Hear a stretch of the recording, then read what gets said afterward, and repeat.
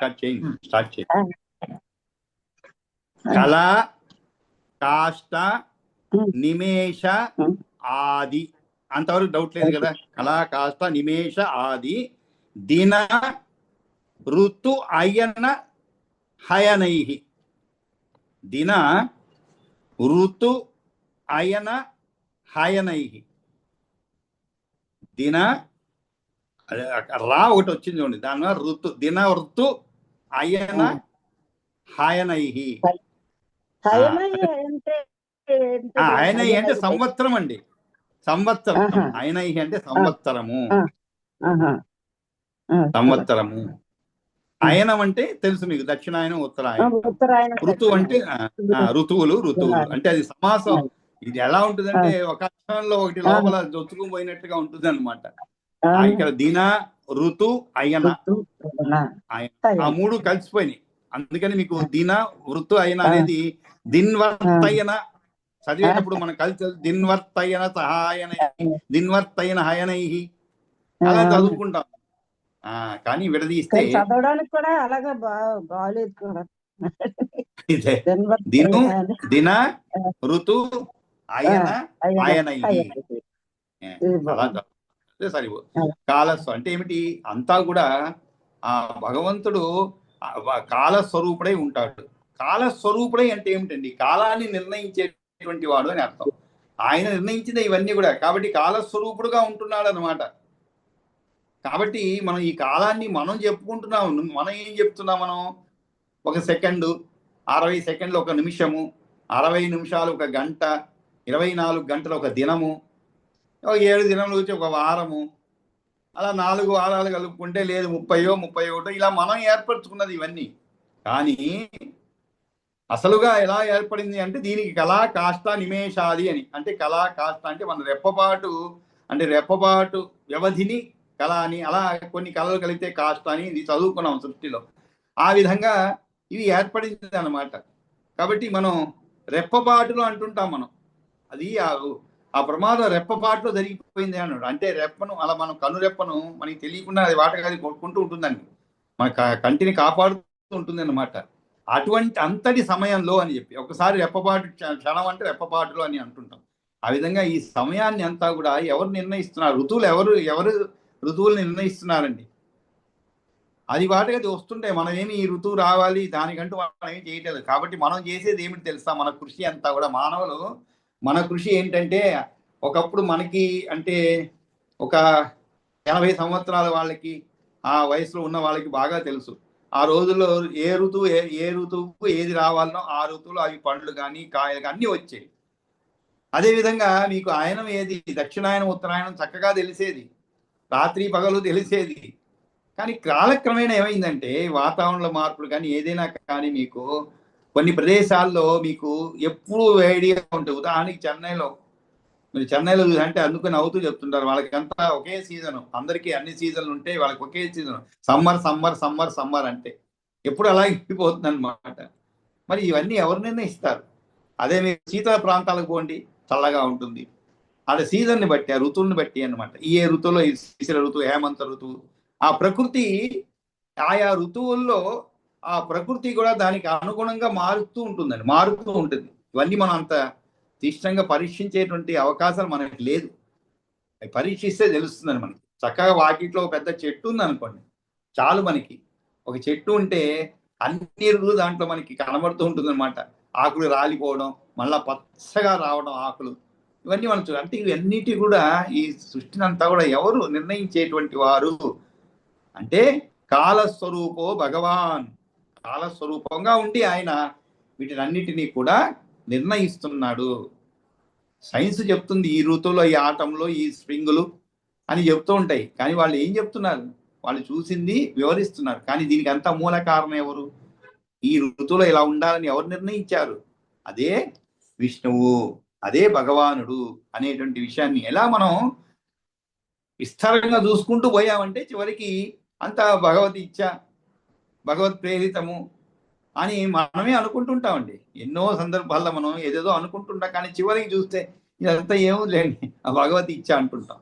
ఎందుకంటే మనం అవన్నీ మనం చెప్పలేమన్నమాట. ఎందుకు ఇలా జరిగింది, ఎందుకు ఇలా కాలం ఇలా మారుతూ ఉంది, ఎందుకు సముద్రాలు ఉన్నటువంటి ఒక్కసారి అలా ఉప్పొంగిపోయి సునామీలు వస్తున్నాయి, దానికి అన్నిటికీ కారణం కూడా భగవంతుడే అని చెప్పాలి మనం.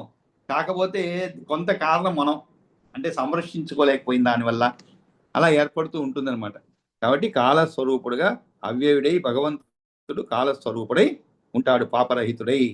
భూర్లోకో అత భువర్లోక స్వర్లోకో ముని సప్తమ మహర్జన తపస్తత్యం సప్తలోకాయిమే విభు.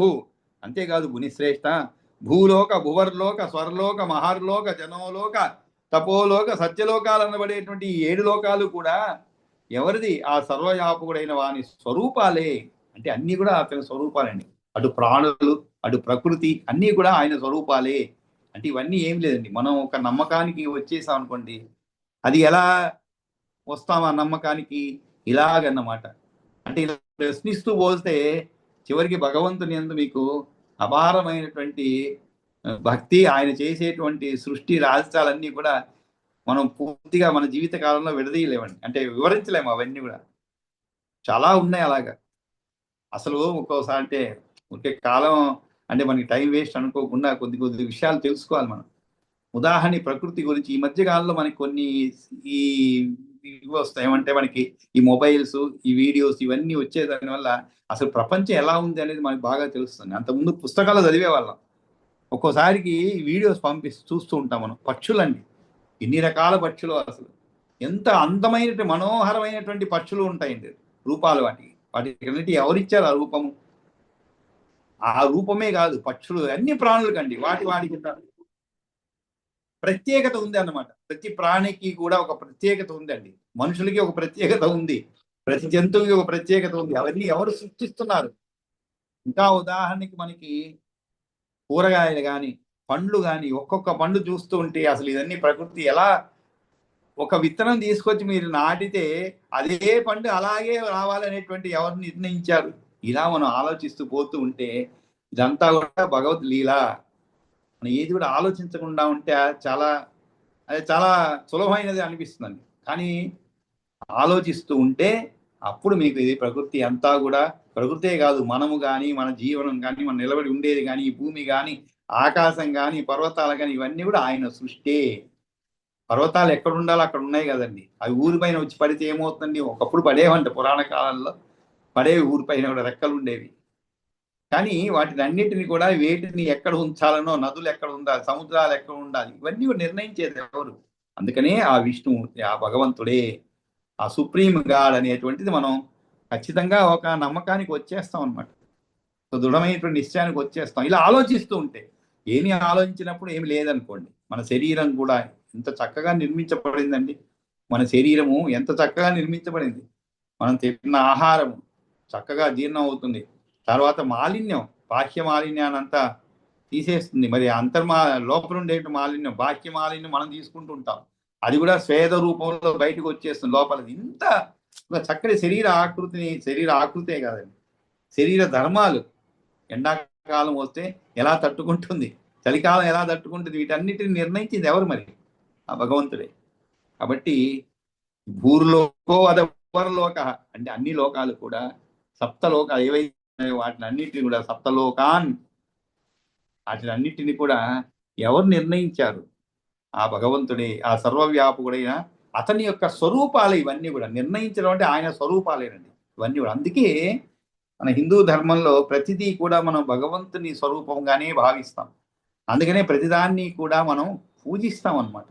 ప్రతిదాన్ని కూడా పూజిస్తాం, ఏది కూడా ప్రతిదీ దానిలో భగవంతుడు ఉన్నాడనే భావనతోనే మనం దాన్ని కొలుస్తాం. అందుకే మనం కొలిచేదంటే అదేనండి.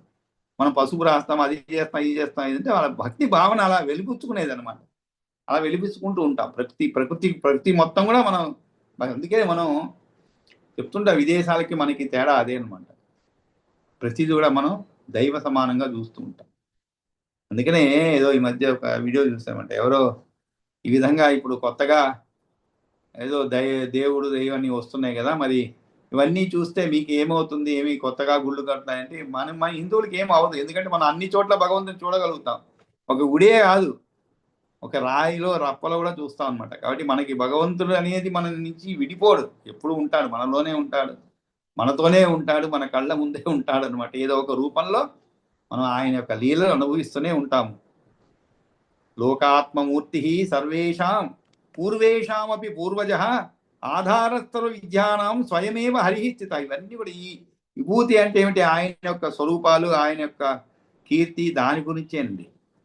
ఈ జగత్తంతా కూడా ఆయన యొక్క అలంకారములే అనే విషయాన్ని ఇక్కడ ఒక్కొక్క శ్లోకాన్ని చెబుతూ దాన్ని ఇంకా బలపరుస్తున్నారు అనమాట, ఆ భావన. అంటే ఇవన్నీ కూడా ఒక మాట చెప్పగానే మనం ఏం చేస్తాం, దానికి ఎన్నో ఉదాహరణలు ఇస్తాం. అలా చేయొద్దురా అని మన పిల్లవాడిని ఏదైనా మందలిస్తే కూడా దానికి ఉదాహరణలు చాలా ఇస్తాం. అలా చేస్తే ఏమవుతుంది, ఇది అవుతుంది, ఈ నష్టం అవుతుంది, అలా వస్తుంది. అలాగే ఇక్కడ కూడా ఆయన యొక్క విష్ణువు యొక్క సర్వవ్యాపిత్వము, అంతేకాదు ఆయనే సర్వం అనేటువంటి దానికి ఇవన్నీ కూడా ఉదాహరణ చెప్తున్నారన్నమాట.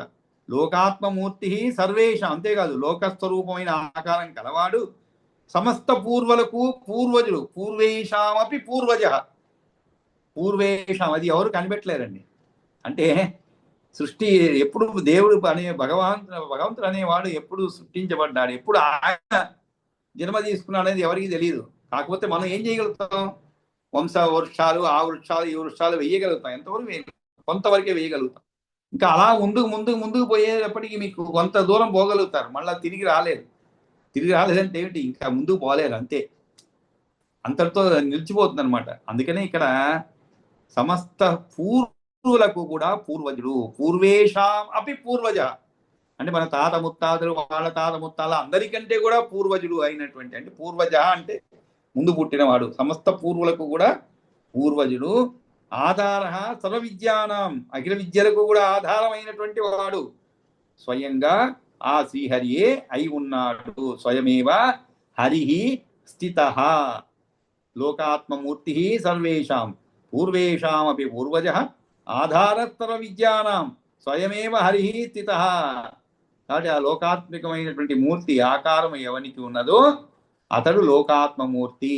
కాబట్టి మన పూర్వులైన వారందరికీ పూర్వం నుండి ఉన్నవాడు సనాతనుడు విష్ణువు లోకాత్మమూర్తి అయి, అంటే లోకాలే తన యొక్క ఆధారంగా కలిగిన వాడై ఉన్నాడు. ఆయన సమస్త విద్యలకు ఆధారమైన వాడు, తానే విద్యాస్వరూపుడుగా ఉన్నాడు. లోకాత్మమూర్తి సర్వేషాం పూర్వేషామపి పూర్వజ ఆధారస్థల విద్యానాం స్వయమేవ హరి స్థిత. దేవమానుష పశు ఆది, దేవ మానుష పశు ఆది స్వరూపై బహుభిః స్థితః తతః సర్వేశ్వరో అనంతో భూతమూర్తి అమూర్తిమాన్. కాబట్టి అదే విషయాన్ని మళ్ళా గట్టిగా రూఢిపరుస్తున్నారండి. అంటే ఇంకా విషయాలు చెప్పిన దానివల్ల మనలో కూడా ఒక గట్టి నమ్మకాన్ని ఏర్పరుస్తున్నాడు అనుకోవచ్చు మనం. ఇదంతా ఎవరికి? మైత్రేయుడికి పరాశరుడు చెప్తున్నాడు ఆయన అడిగిన విషయాలకి సమాధానంగా. దేవమానుష పశువాది స్వరూపై బహుభిః స్థిత. అంటే ఆయన్ని ఎక్కడ లేడని, ఏ రూపంలో లేడని, అన్ని చోట్ల ఉన్నాడు. అదే ప్రహ్లాదుడు అన్నమాట చెప్పింది కూడా అదే, అన్ని చోట్ల ఉన్నాడు భగవంతుడు. అప్పుడే ఆయన హిరణ్యకశిపుడు చూపించమంటే ఈ యొక్క స్తంభంలో ఉన్నాడంటే అప్పుడే నృసింహావతారంలో ఆయన్ని చంపడం జరుగుతుందన్నమాట. ఆ విధంగా అన్ని చోట్ల కూడా నిరాకారుడు, సమస్త భూతాకారుడై, అనంతుడై, సర్వేశ్వరుడై, దేవతలు, మనుష్యులు, పశువులు మున్నగు స్వరూపాలతో ఉంటున్నాడు. తథా సర్వేశ్వరో అనంతో భూతమూర్తి అమూర్తిమాన్. ఆ తరువాత ఇంకను ఆ తండ్రి దేవతలు, మనుష్యులు, పశువులు మొదలుగా అనేక రూపాలతో ఉన్నాడు అనమాట. అందువల్లనే ఆయన ఏమన్నారు? సర్వేశ్వరుడు, అనంతుడు, భూతమూర్తి, అమూర్తిమాన్. అమూర్తిమాన్ అంటే ఏమిటి? మూర్తము అంటే ఆకారమే లేనివాడు కూడా అయి ఉన్నాడు. అంటే ఆయనకంటూ ఒక ఆకారం, మనం ఎవరు కూడా ఆయన ఆకారం ఎవరికి తెలియదండి. ఎవరు ఆయన ఆకారాన్ని అంటే తలంచుకోలేరు ఇలాంటి ఆకారాన్ని. కాకపోతే ఆయన యొక్క రూపాలు ఏవైతే ఉన్నాయో వాటిని మనం స్తుతిస్తూ ఉంటాం, పూజిస్తూ ఉంటాం. విష్ణువు, ఒక శ్రీరాముడు, కృష్ణుడు, ఇదంతా కూడా ఆయన యొక్క అవతారాలు అనమాట. అందుకే మనం కూడా చూడండి, ఎవరైనా మనకి సహాయపడ్డ వాళ్ళని దేవుడు అంటాము. సహాయపడ్డ వాళ్ళు ఎవరైనా కూడా మనకి దేవుడు అంటుంటాం మనం. అంటే ఏమిటి? ఆయన యొక్క రూపం తెలియకపోయినా ఆయన యొక్క అవతారాలు, అనేకమైన అవతారాలు, దానివల్ల లబ్ధి పొందినటువంటి వారం అన్నమాట. మనం అనేక అవతారాల్లో శత్రు సంహారం చేయడం, ఈ ధర్మాల్ని కాపాడటం అవన్నీ చేస్తూ ఉంటారు. కాబట్టి ఒకవైపు అమూర్తిమాన్, ఇంకోవైపు మూర్తిమాన్, వేరే రూపంలో ఉంటారనమాట. కాబట్టి అమూర్తిమాన్ మూర్తిమాన్ రెండు.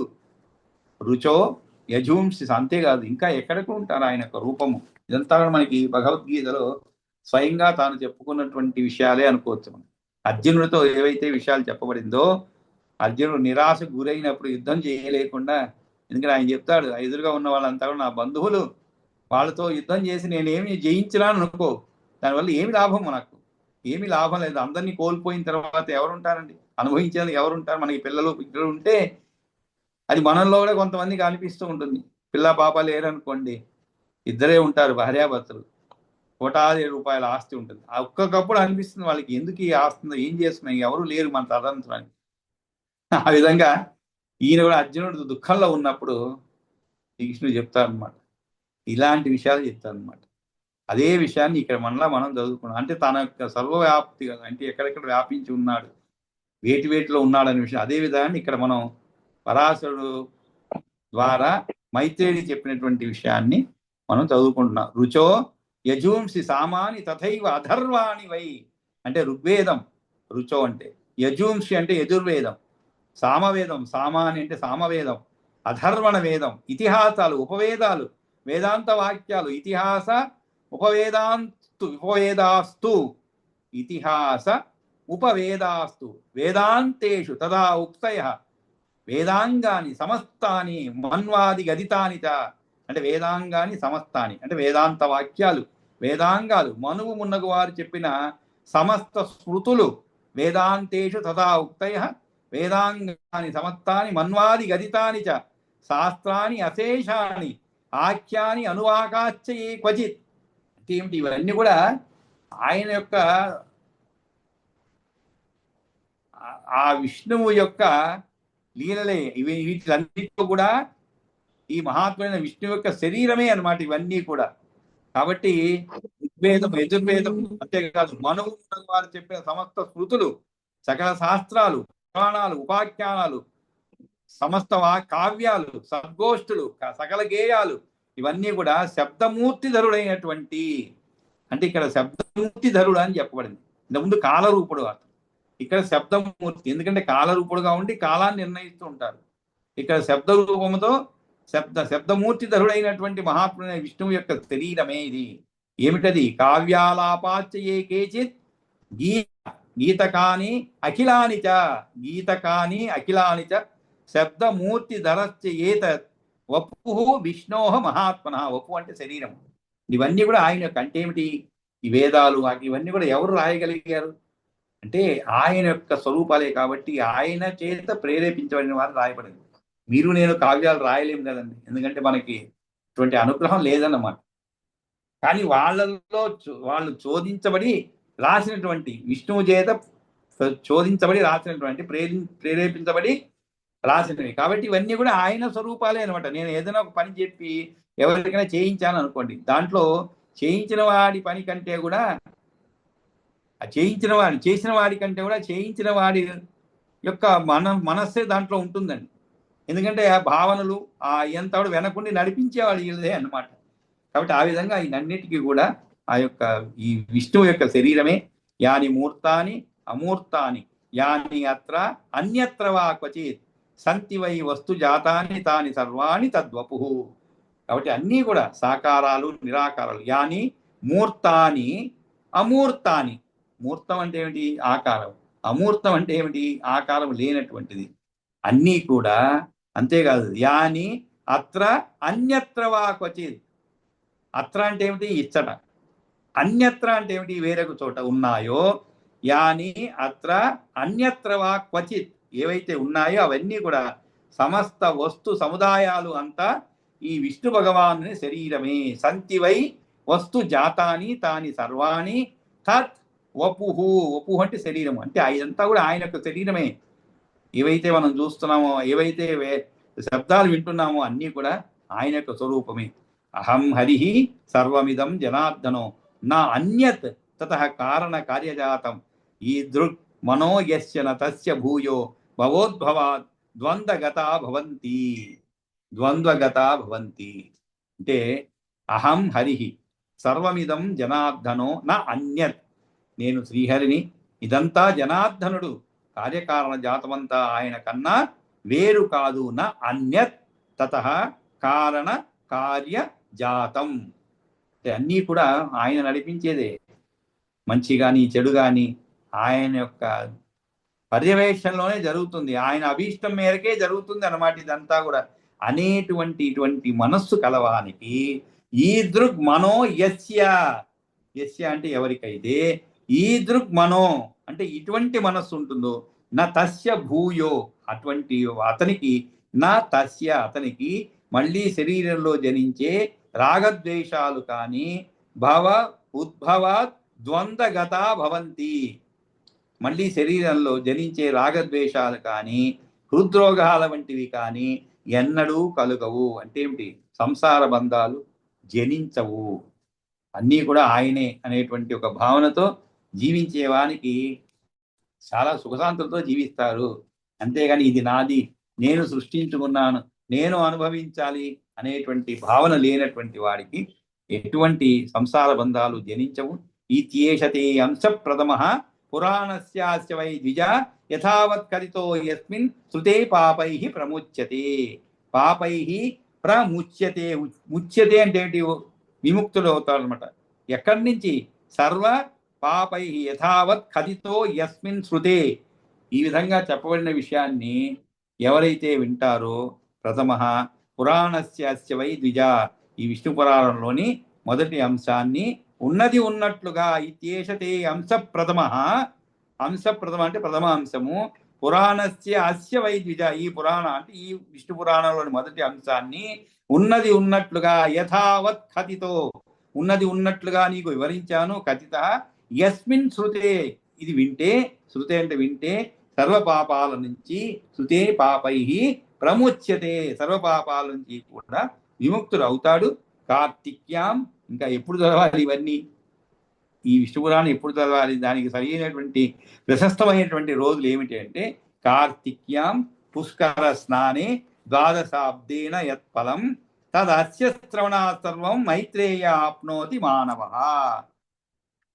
కాబట్టి మానవ అంటే మనుష్యుడు, మైత్రేయ 12 సంవత్సరాలు కార్తీక మాసంలో పుష్కర తీర్థంలో స్నానమాచరిస్తే ఏ ఫలము లభిస్తుందో, మానవుడు దీన్ని విన్నందున అట్టి ఫలితాన్ని చూడండి. ఎంత కష్టమైన పనిని, ఆ పుణ్యాన్ని ఎంత సులభంగా మనకి అందిస్తున్నది ఈ విష్ణు పురాణం. కార్తిక్యాం పుష్కర స్నానే ద్వాదశాబ్దేన యత్ఫలం. ద్వాదశాబ్దం అంటే 12 అండి. అబ్దం అంటే సంవత్సరాలు, అంటే 12 సంవత్సరాలు మీరు కార్తిక్యాం పుష్కర స్నానే, కార్తీక మాసంలో పుష్కర స్నానం చేస్తే ఏ ఫలితాలు గన మనకు అందుతుందో అదే ఫలితాలు. తత్ అస్య శ్రవణాత్ సర్వం. తత్ అంటే ఆ ఫలితము, అస్య శ్రవణాత్ సర్వం మైత్రేయ ఆప్నోతి మానవ. సర్వం మైత్రేయ ఆప్నోతి మానవ. ఆప్నోతిని పొందుతాడు. అంటే ఆ ఫలితాన్ని, ఏ ఫలితము? 12 సంవత్సరాలు కార్తీక మాసంలో పుష్కర తీర్థంలో స్నానమాచరిస్తే ఏ ఫలం లభిస్తుందో మానవుడు దీనిని విన్నందున అట్టి ఫలితాన్ని పొందుతాడు. మనమంతా కూడా చాలా అదృష్టవంతులు అండి. కాబట్టి ఇవన్నీ కూడా మనం వినగలుగుతున్నామంట వివరంగా, అది కూడా. కాబట్టి దేవర్షి పితృ గంధర్వ యక్షాదీనాంచ సంభవం భవంతి శృణ్వత పుంసో దేవాద్య వరదా మునే. వరదా మునే, మునే అంటే ఓ మునీశ్వర. ఇది ఏషదంశ ప్రథమ అని చెప్పి తర్వాత దేవర్షి పితృ గంధర్వ, దేవ ఋషి, అది దేవర్షి అవుతుందండి. దేవ ఋషి అంటే దేవతలు, ఋషులు, పితృదేవతలు, పితృ గంధర్వ యక్ష ఆదీనాం అంటే గంధర్వులు, యక్షులు మున్నగు వారి యొక్క ఆదీనాం చ సంభవం యొక్క పుట్టుకను గురించి వినే పురుషులకు భవంతి శృణ్వత పుంసో దేవాద్య వరదా మునే. కాబట్టి దేవతలు ఉన్న వారు వరప్రధానులు అవుతారు అని, వరప్రదాతలు అవుతారు. దేవాద్య వరదా మునే. కాబట్టి దేవతలు ఉన్న వారు వరద అంటే ఏమిటి? ప్రదాతలు అవుతారు. దేవతలు ఉన్నగు వారు వదప్రదాతులు అవుతారు అని పరాశరుడు మైత్రేయునకు వచించాడు అంటే ఆయన మైత్రేయుడికి చెప్పడం జరిగింది అన్నమాట. కాబట్టి చివరిలో మనకి ముఖ్యమైనది ఇదే కావాలన్నమాట. మనం ఎప్పుడు కూడా ఏదైనా పని చేస్తే ఏం జరుగుతుంది, మనకి దానివల్ల లాభం ఏమిటి, అసలు ఏమైనా ఉన్నదా, ఎందుకు ఆ పని చేయాలి, ఇటువంటి కొన్ని ప్రశ్నలు మనం వేసుకుంటాం. ఏ పని ప్రారంభించాలన్నా కూడా ముందు ఆ ప్రశ్నలు వేసుకుంటాం అనమాట. ఇది నిజంగా మనం చేయదగిందేనా, చేస్తే ఏం ఫలితం ఉంటుంది, నష్టమా లాభమా, ఇవన్నీ ఆలోచిస్తాం. అందుకని చివరిలో చెప్తున్నారు అనమాట మైత్రేయ, ఈ విధంగా నీకు విష్ణు పురాణంలో మొదటి అంశాన్ని వినిపించానయ్యా. ఏషత్ అంశ ప్రథమ పురాణస్య వై ద్విజ యథావత్ కథితో యస్మిన్ శృతే పాపై ప్రముచ్యతే. అది కాబట్టి మొదటి అంశాన్ని వినిపించానయ్యా. ఉన్నది ఉన్నట్లుగా వినిన వానికి అన్ని పాపాల నుండి విముక్తి లభించుతుంది. చూడండి ఎంత జాగ్రత్తగా చెప్పండి. ఉన్నది ఉన్నట్లుగా విన్నవాడికి అంటే ఏమిటి, మనం చదివింది అర్థం చేసుకుంటే పర్వాలేదు, కానీ వేరే వాళ్ళు చెప్పినప్పుడు కాస్త అటు ఇటు అవుతూ ఉంటుంది అనమాట. అలా కాకుండా ఉన్నది ఉన్నట్లుగా అంటే కొన్ని సందర్భాల్లో ఇక్కడ ఉన్న విషయానికి కొంచెం పక్కకి వెళ్ళిపోవడం, అసలు విషయాన్ని వదిలిపెట్టడం జరుగుతుంది. అలా కాకుండా ఉన్నది ఉన్నట్లుగా వినిన వానికి అన్ని పాపాల నుండి విముక్తి లభిస్తుంది. కార్తీక మాసంలో పుష్కర స్నానం చేసిన వేళలో ఇది 12 ఏళ్లకు ఒకసారి వస్తుంది. పుష్కరం అంటే 12 ఏళ్లకు ఒకసారి వస్తుంది. అటువంటి ఫలితం ఏదైతే ఉందో, ఫలము ఇస్తుందో, దానిని ఈ పురాణ శ్రవణం కలిగిస్తుంది. ఇందులో దేవతలు, ఋషులు, పితరులు, గంధర్వులు, యక్షులు మొదలు వారి యొక్క పుట్టుకల గురించి చెప్పబడింది.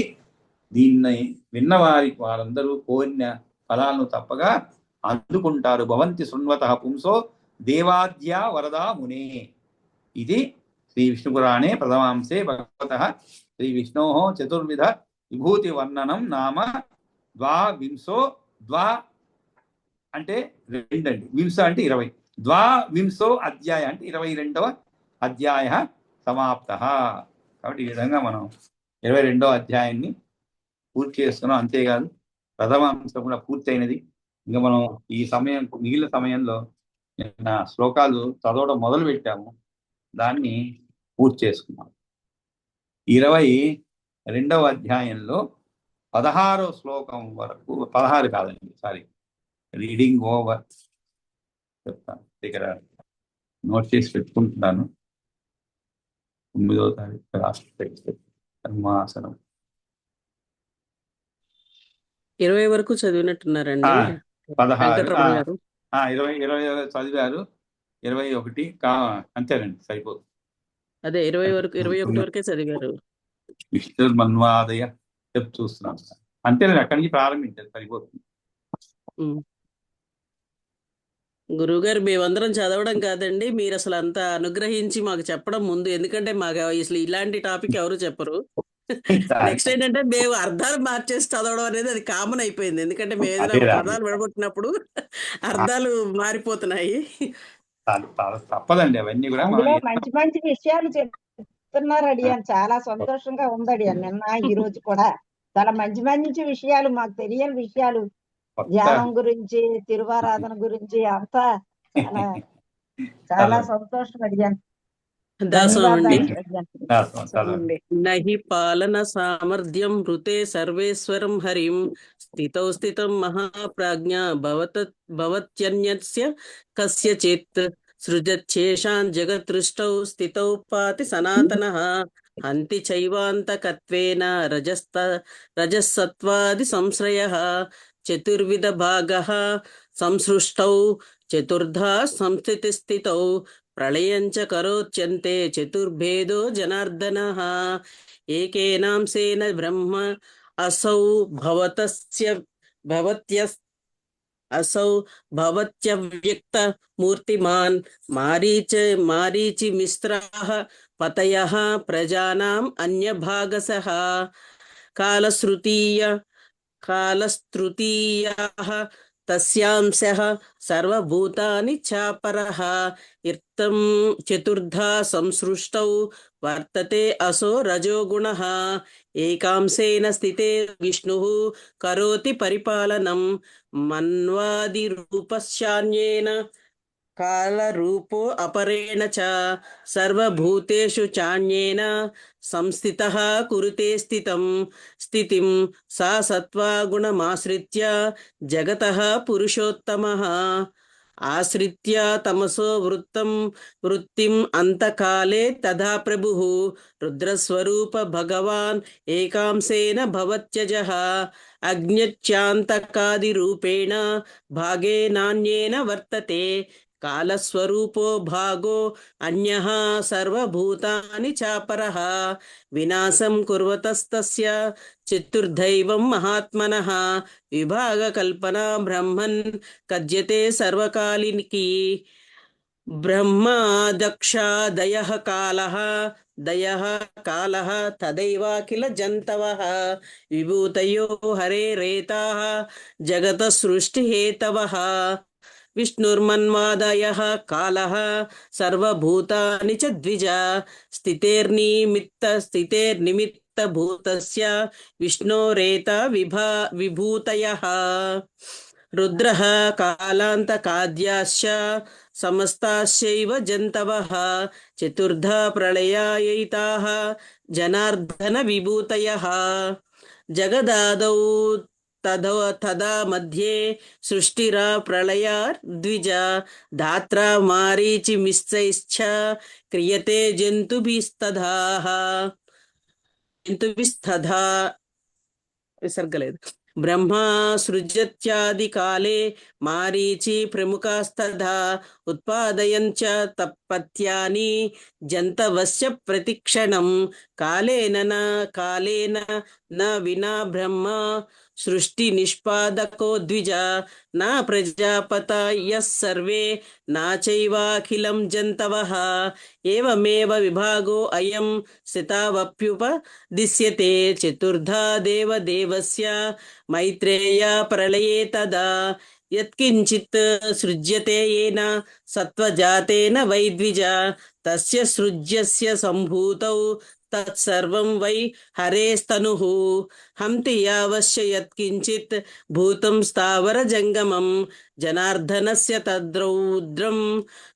తద్రౌద్రం మైత్రేయాంతకరం వపుః ఏవమేష జగత్సష్టా జగత్పాత తథా జగద్భక్షయితా దేవః సమస్తస్య జనార్దనః సృష్టిం స్థిత్యంతకాలేషు త్రిదైవం సంప్రవర్తతే గుణప్రవృత్యాం పరమం పదం తస్యా గుణం మహత్ తస్య జ్ఞానమయం వ్యాపి స్వసంవేద్యం అనూపమం చతుష్పకారం తదపి స్వరూపం పరమాత్మనః శ్రీ మైత్రేయవాచ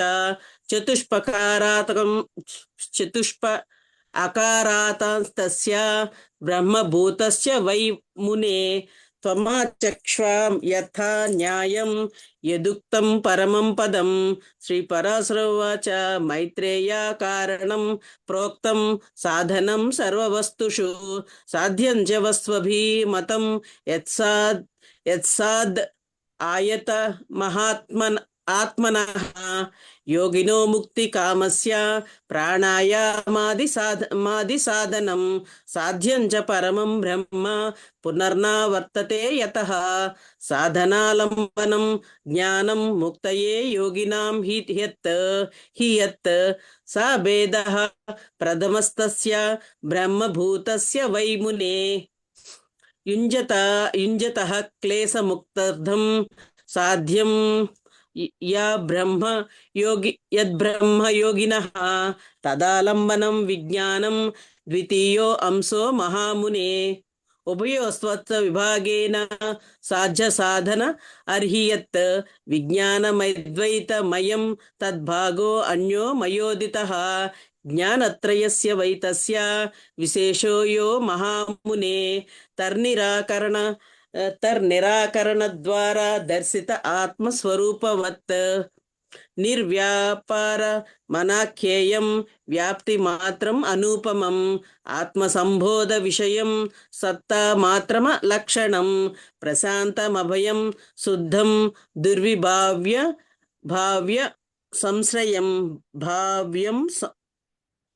ప్రశాంతమభయం శుద్ధం దుర్విభావ్య మసంశ్రయం విష్ణోర్జ్ఞానమయం ప్రోక్తం తజ్ఞానం బ్రహ్మ సంజ్ఞితం తత్రాన్యజ్ఞానరోధేన యోగినో యాంతి ఏ లయం సంసారకర్షణోప్తో తే యాంతి నిర్బీజతాం ద్విజ ఏవం ప్రకారమమలం నిత్యం వ్యాపకమక్షయం సమస్తహేయరహితం విష్ణువాక్యం పరమం పదం. విష్ణు వ్యాఖ్యం కదండి అక్కడ, విష్ణోర్వ్యాఖ్యం పరమం పదం. విష్ణు ఆఖ్యం, ఆఖ్యం అంటే ప్రసిద్ధి చెందిన అని అర్థం. విష్ణు ఆఖ్యం పరమం పదం. పరమం పదం తద్బ్రహ్మ పరమం యోగి పునర్నా వర్తతే యతః శ్రయత్య పుణ్యో పరమే క్లీన క్లేశో అతి నిర్మలః ద్వే రూపే బ్రాహ్మణస్తస్య మూర్తం చామూర్తమేవ చ క్షరాక్షర స్వరూపే తే సర్వభూతేషు అవస్థితే అక్షరం తత్పరం బ్రహ్మ క్షరం సర్వమిదం జగత్ ఏకదేశ స్థితస్యాగ్నేః జ్యోత్స్నా విస్తారిణీ యథా పరస్య బ్రాహ్మణశక్తిః తదేదమఖిలం జగత్ తత్రాప్యాసన్న దూరత్వాత్ బహుత్వా స్వల్పతామయః జ్యోత్స్నాభేదో అస్తి తచ్చక్స్తేః తద్వత్ మైత్రేయ విద్యతే బ్రహ్మ విష్ణు శివాద్ బ్రహ్మాన్ ప్రధాన బ్రహ్మశక్తయః తతస్య దేవా మైత్రేయ న్యూనా దక్షాదయస్తదా తతో మనుష్యాః పశవో మృగపక్షి నరీనృపాః సరీసృపాః న్యూనతరాశ్చైవ వృక్షగుల్మాదయస్తతః తదేతదక్షరం నిత్యం జగన్ముఖ జగన్మునివర అఖిలం అవిర్భావ తిరోభావ జన్మనాశ వికల్పవత్ సర్వశక్తిమయో విష్ణుః స్వరూపం బ్రాహ్మణ పరం మూర్తం యజ్యోగిభిః పూర్వం యోగారంభేషు చింత్యతే సాలంబనో మహాయోగః బీజో యత్ర సంస్థితః మనస్య వ్యాహతే సమ్యక్ యుంజతాం జాయతే మునే సా పరః సర్వశక్తి. ఇంతవరకు చాలు, ఎందుకంటే సమయం స్వస్తి ప్రజాభ్యః పరిపాలయంతాం న్యాయేన మార్గేణ మహీమహీషాః గోబ్రాహ్మణేభ్యः శుభమస్తు నిత్యం లోకా సమస్తా సుఖినో భవంతు కాలే వర్షతు పర్జన్యః పృథివీ సస్యశాలినీ దేశోऽयं శోభరహితో బ్రహ్మణా సంతు నిర్భయా పుత్రపుత్రిణः సంతు పుత్రిణः సంతు పౌత్రిణः అధనాతధనాः సంతు జీవంతు శరదాచరం కాయేన వాచా మనసేంద్రియైర్వా బుద్ధ్యాత్మనా వా ప్రకృతే స్వభావాత్ కరోమి యద్యత్ సకలం పరస్మై నారాయణే సమర్పయామి యదక్షరపదభ్రష్టం మాత్రాహీనం యద్భవేత్ తత్సర్వం క్షమ్యతాం దేవనారాయణ నమోస్తుతే విసర్గ బిందు మాత్రాణి పదపాదాక్షరాణి చ న్యూనాని చ అతిరిక్తాని క్షమత్వమయేత్వరా.